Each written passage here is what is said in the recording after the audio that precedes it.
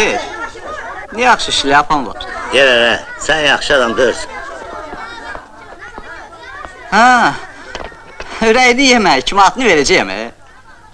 Yekə olansan, mən pul adı çəkdim. İstəyirsən 2 manat da verim. İş pulda deyil, iş vinimatinli olmaqdadır. Adamlar gerək bir-birinə vinimatinli olsun. Sən mənə vinimatinli olarsa, mən də sənə. Düzdür.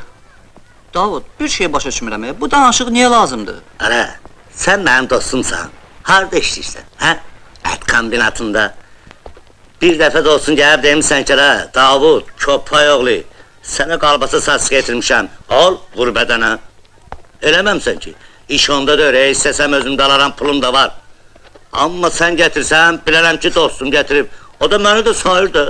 Davud, sən belə şeylərdən dirxor olma. Sənin üçün saçqa götürüm ki, özü lap təzəsindən. Ay, sağ ol. Hə. Bax, bu oldu kişi söhbəti. Qanan oğlana can qurban. İndi gətirməsən deyə ağavala can lazımdır. Ara Murad, mən sən yaşlarında bilirsən, bu məhəllədə nələr eləmişəm?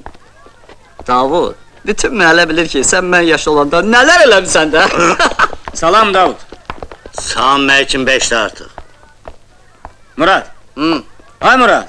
Hə, Tez ol gel gecikelim. buradadır. Gel görüm gel gel. Geri.